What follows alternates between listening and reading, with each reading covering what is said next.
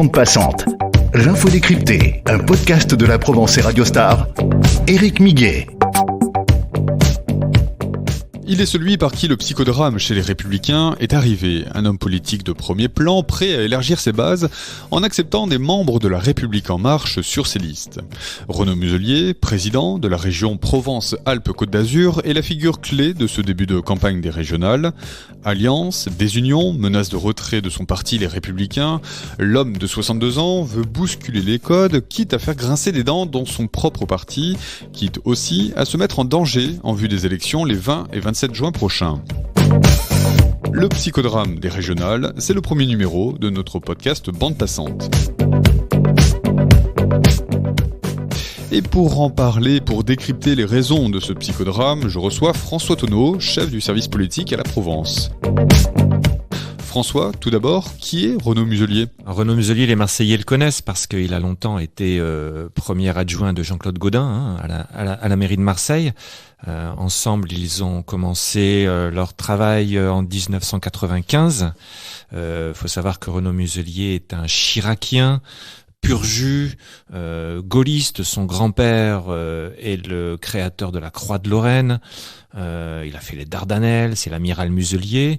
Son père une partie de sa famille ont été déportés dans les camps de concentration. Renaud Muselier, c'est quelqu'un qui a des convictions assez fortes et des lignes rouges à l'égard, notamment de l'extrême droite. Et ceci explique aussi son comportement dans cette régionale. Un homme politique cabossé aussi. En avril 2008, il pense remporter très facilement la communauté urbaine de Marseille, mais alors pas du tout. Aujourd'hui, certains ont trahi, certains ont menti à leurs électeurs, certains se sont engagés dans un déni de démocratie. Il était persuadé d'avoir gagné la communauté urbaine. C'était à la suite d'une réélection de Jean-Claude Gaudin à la mairie de Marseille. Tous les signaux étaient au vert, croyait-il. Et peut-être par péché d'orgueil ou par petite trahison interne, il y a eu une énorme surprise au moment du vote, et c'est un socialiste à l'époque, Eugène Caselli, qui a été élu à sa place. C'est le premier psychodrame de la vie politique de Renaud Muselier. En 2012, nouvel échec cette fois-ci lors des élections législatives. Renaud Muselier se met en retrait, puis revient en 2014 à la faveur des élections européennes. Changement de cap, en 2017, Christian Estrosi lui cède le poste de président de la région PACA. Renaud Muselier se fait élire par une large majorité. L'élu semble se plaire dans ce rôle et annonce en avril dernier qu'il brigue un nouveau mandat. Il fallait trouver le moment. Je suis candidat aux élections régionales. Il a assez vite endossé le costume. Pour la première fois, il était président. Il s'est mis au travail et son bilan parle pour lui. 56% des habitants de la région Provence-Alpes-Côte d'Azur se disent satisfaits du bilan de Renaud Muselier selon un récent sondage.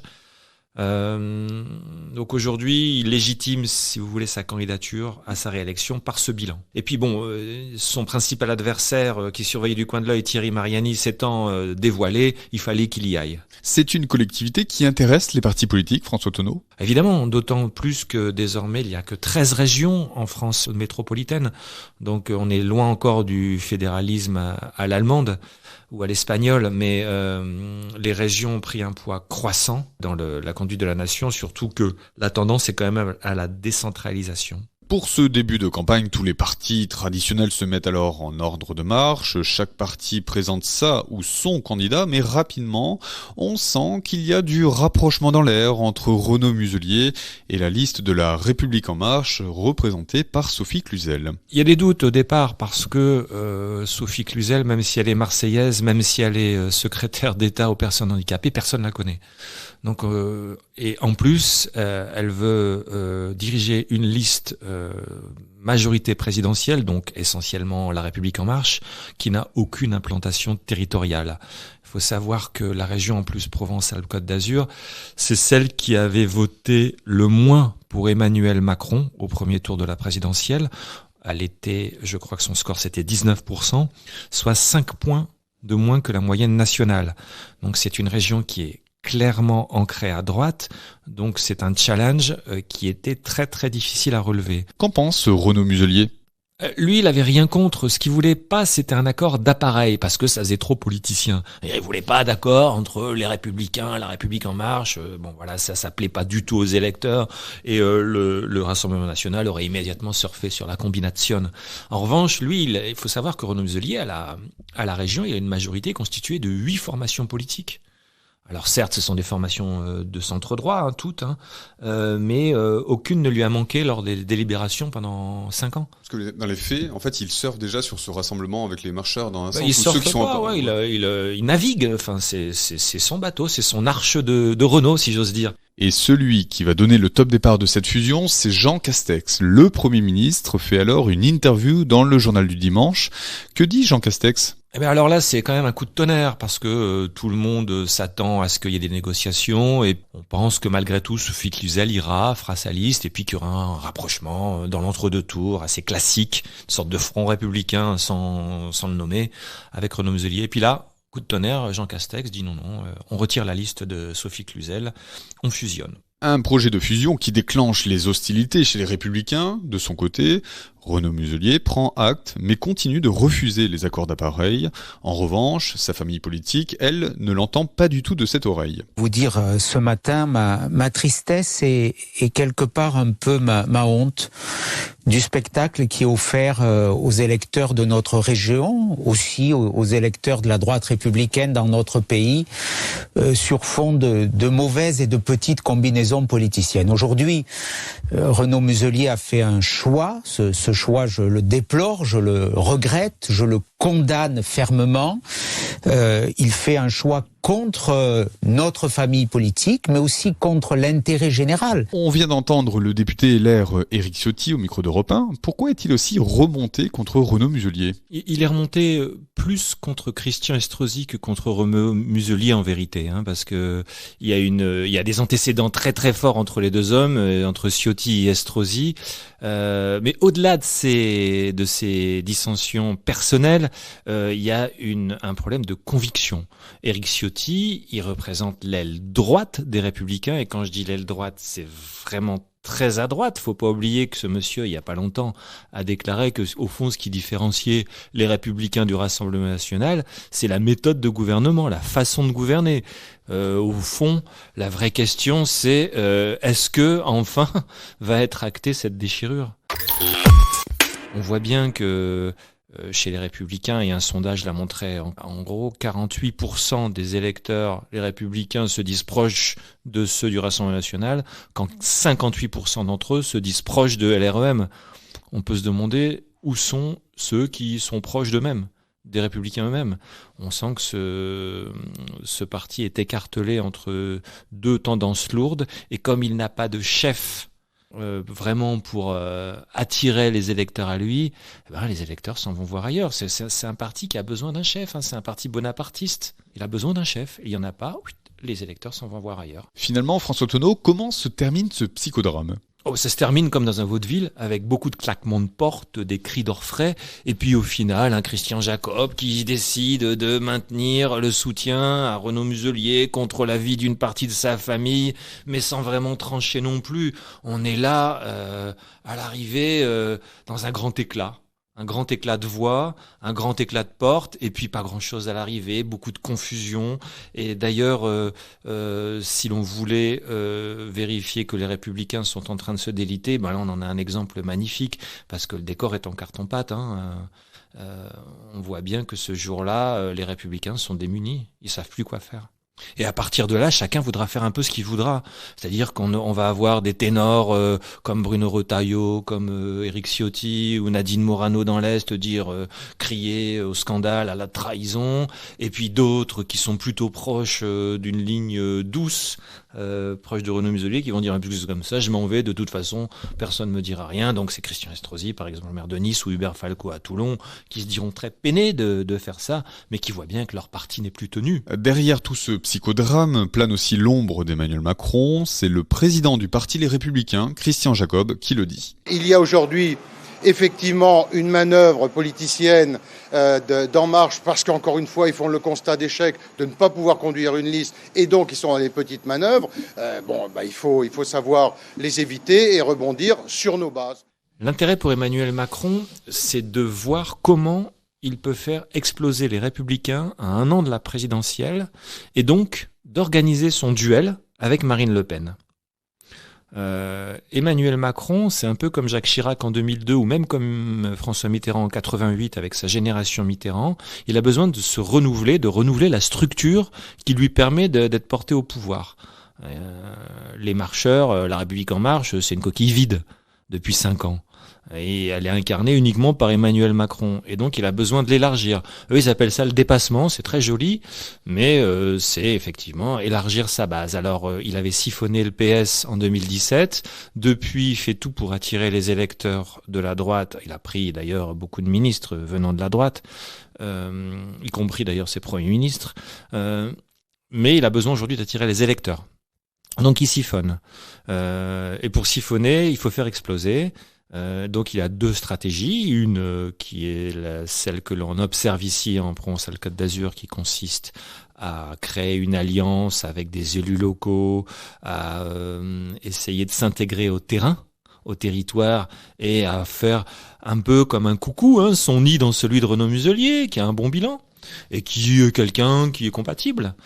Et puis il a une autre stratégie, celle des Hauts-de-France, on l'a vu, où là il va imposer des ministres face à Xavier Bertrand, face à Marine Le Pen, voir un petit peu ce que les poids lourds vont donner entre eux et comment leurs phrases vindicatives peuvent faire exploser les Républicains aussi, puisque c'est le but.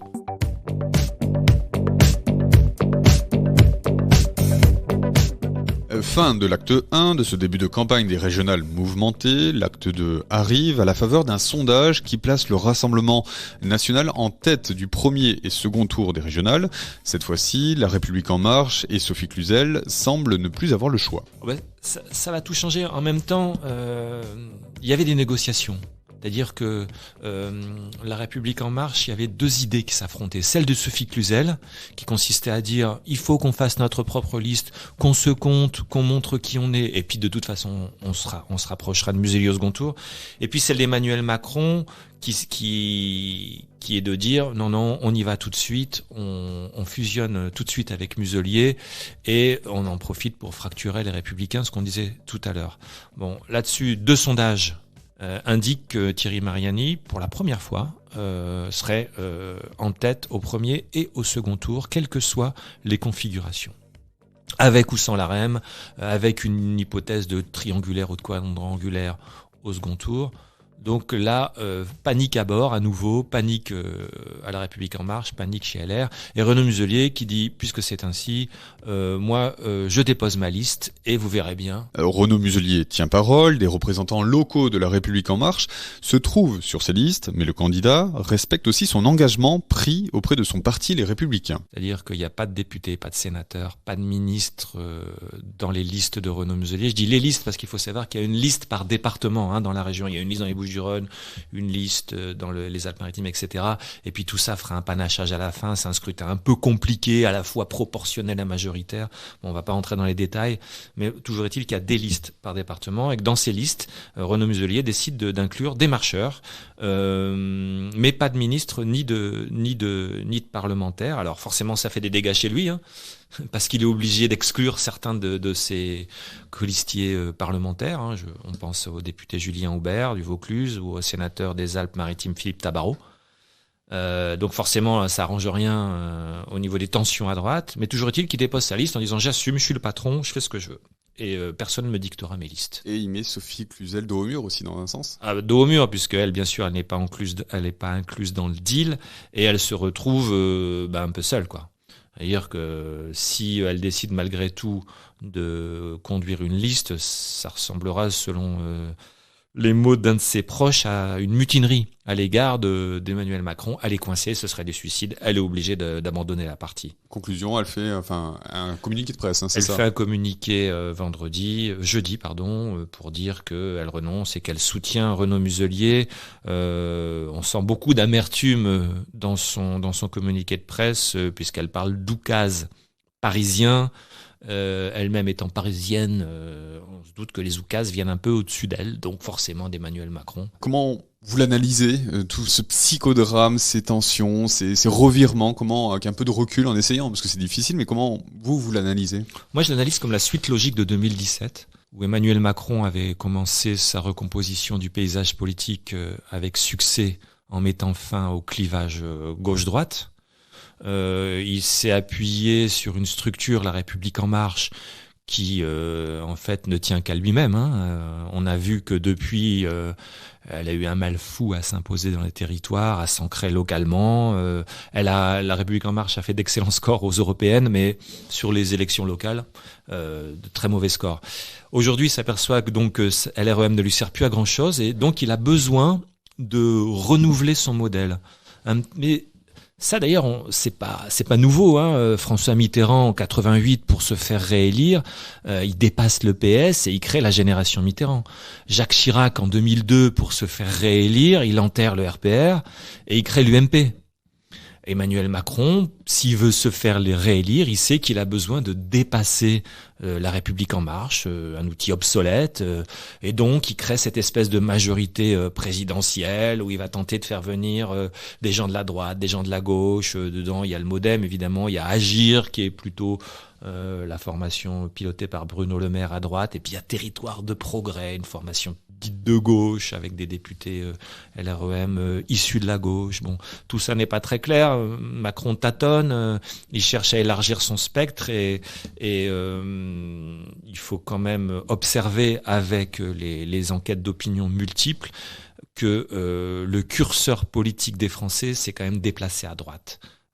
Pour des raisons liées à la fois aux pertes d'identité, au terrorisme, à l'insécurité considérée comme croissante, bien sûr à ces corollaires martelés par le Rassemblement national que sont l'immigration, la fermeture des frontières, etc. La France a viré à droite clairement, et Emmanuel Macron cherche à recomposer sa majorité en attirant surtout les électeurs de droite. Et donc là on est dans la logique de ça.